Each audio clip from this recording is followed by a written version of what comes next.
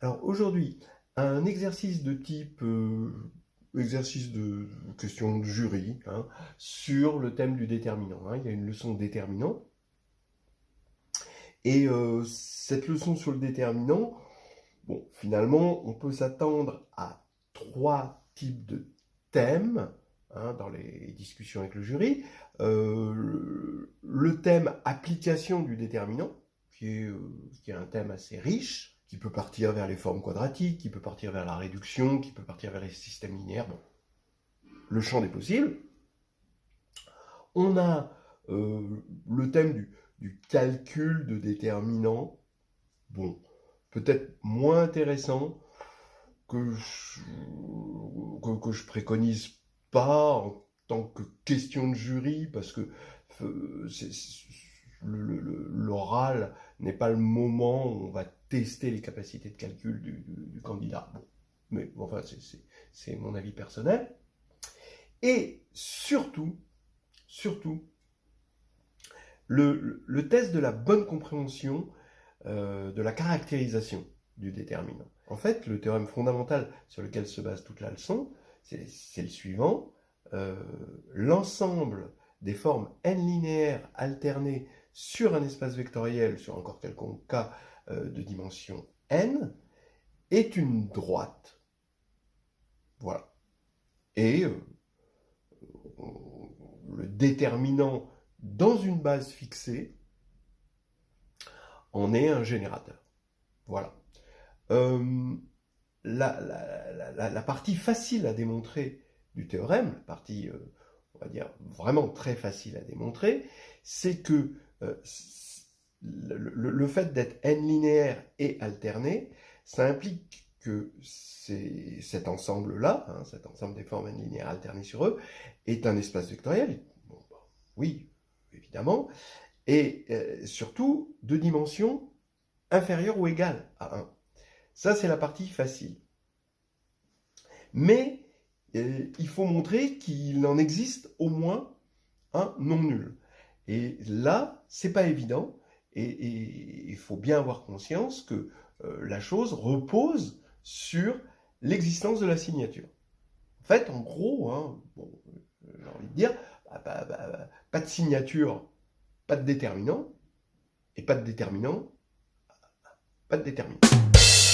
Voilà. Alors maintenant, ce qu'il faut savoir faire, c'est se servir de cette unicité. Alors ça, c'est la base des questions, on va dire, subtiles sur cette leçon, qui ne sont pas forcément, bon, voilà, faire un calcul ou faire des combinaisons linéaires, trouver la bonne combinaison linéaire pour pouvoir calculer un déterminant. Bon, ça va être de l'ordre du calculatoire, un peu besogneux, mais les questions subtiles qu'on va poser, et qui sont vraiment les questions à préconiser dans le cadre de la discussion avec le jury, ce sont les questions où l'on fait intervenir, où il faut faire intervenir cette unicité à scalaire près de cette forme n linéaire alternée.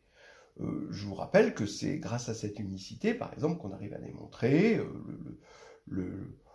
des choses comme le déterminant par bloc diagonaux, ou le déterminant par bloc triangulaire, ou des choses comme ça. Voilà. On arrive à montrer des formules puissantes, mais avec des arguments subtils. Voilà. Et bon, là, ça va être exactement le cas pour cet exercice. Voilà, donc c'était un peu le prologue. Soit E, un espace vectoriel de dimension n sur k, F, une forme n linéaire alternée sur E, et U, un endomorphisme de E. Bon, alors il faut montrer l'égalité suivante. Pour toute famille xj, bon, alors j de 1 à n de E, que la somme pour j égale 1 à n. Alors regardez, f de x1, x2 jusqu'à xj-1, là on met u de xj, et là on met xj plus 1 jusqu'à xn, est égal à la trace de u, donc ça c'est bien défini, ça ne dépend pas de la base, c'est un invariant, trace de u, f de x1, xn. Voilà, pour montrer ça. Alors allons-y pour la solution. Hein. D'abord, c'est pas en faisant un énorme calcul qu'on va passer du membre de gauche au membre de droite. Regardons le membre de gauche. D'accord ? Voilà. C'est un truc un peu horrible. Le membre de droite est beaucoup plus simple. Et on se rend compte qu'il est sur la droite des formes n linéaires alternées sur E. Ce qui veut dire que, modulo le trace de U, pour l'instant, je peux essayer de tirer mon épingle du jeu et de dire, si j'arrive à montrer que le membre de gauche est une forme n linéaire alternée, alors j'aurais au moins démontré qu'il existe un lambda tel que le membre de gauche est égal à lambda f de x1 jusqu'à xn. Bon, alors ça c'est déjà la première idée à avoir, et je pense que le jury peut attendre du candidat de sortir cette idée. Bon, s'il ne le sort pas et s'il commence à rentrer dans les calculs, on va lui tendre la perche. Ok, alors allons-y, le membre de gauche est n linéaire alterné. Donc ça, c'est évidemment linéaire en xk, k différent de j, et c'est parce que f est n linéaire, et c'est linéaire en xj, parce que u est linéaire et que f est n linéaire. Bon, donc ça, pas de problème. Alterner maintenant. Alors là, on va fixer jk de deux emplacements, comme ceci, bon, a priori distincts, et on va regarder cette somme. Et il faut montrer que si je pose xj égale xk, alors je vais avoir que le membre de gauche est égal à 0. Alors on voit que comme f est n linéaire alterné, tous les termes sont nuls, sauf, a priori, pour 2. C'est-à-dire le terme f de x1, u de xj, et ici, à la position k, on met le vecteur xj, et là, u de xj à la position k ici, et xj à la position j. Voilà. Après, tous les autres termes, ils sont nuls directement parce que la forme est alterne. Alors maintenant, cette somme est nulle, parce que comme on sait que f est alterné, eh bien, quand j'échange la position j et la position k, eh bien, j'opère par une transposition, hein, et donc je multiplie par moins 1 le terme obtenu, ce qui veut dire que ces deux termes sont opposés, et donc on a 0. Hein, c'est juste parce que f est alterné. Donc, bref, le membre de gauche est bien n linéaire alterné, ce qui me permet d'avoir que le membre de gauche est égal à lambda fois f de x1, xn, pour un certain lambda, dans le cas que j'ignore pour l'instant. Donc, voilà probablement le réflexe que le jury attend du candidat dans ce genre de questions. Après, bon, c'est presque fini, mais il reste encore des idées. Les idées, c'est qu'on ne va pas prendre f quelconque, puisque on sait que comme f est une forme n linéaire alternée sur E, f est proportionnel au déterminant. Donc, il suffit de le montrer pour, justement, cette fonction-là. Donc, on va fixer une base, E, de grand E, E1 jusqu'à En, et on va se ramener à f égale det E. Si on arrive à le montrer pour f égale det E, alors det E, je vous rappelle que c'est l'unique forme n linéaire alternée sur E qui vaut 1 sur la famille E1 jusqu'à En. Voilà. Et bon, maintenant, si on arrive à montrer la formule pour ça, comme f est proportionnel, ce sera fini. Alors allons-y. Donc maintenant qu'on a l'existence de lambda ici qui est assurée, il suffit donc de prendre f égale det E et de regarder ça pour la famille, justement, EI jusqu'à En.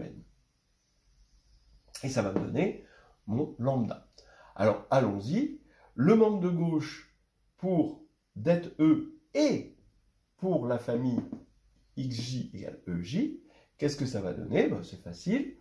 On va calculer E f de, donc det de E1, EJ-1, U de EJ plus 1, EN.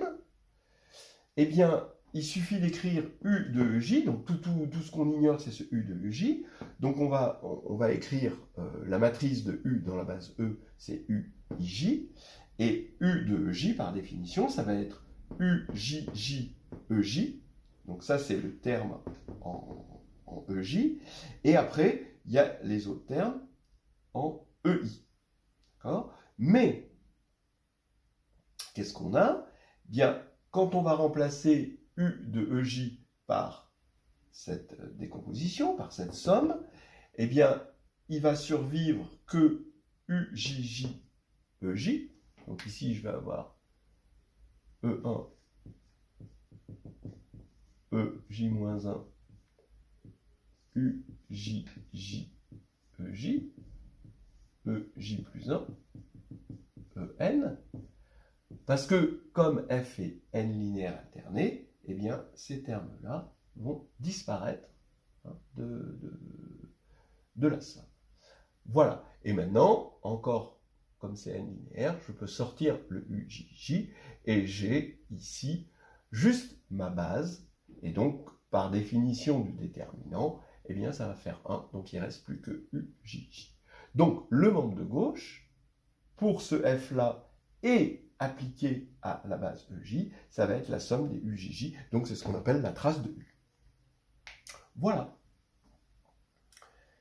Et donc, maintenant, le membre de gauche est égal à la trace de U. Le membre de droite, ben, évidemment, le membre de droite, ici, on applique le déterminant indice E à E1 jusqu'à En. Ça fait 1. Donc, le membre de droite est égal à lambda.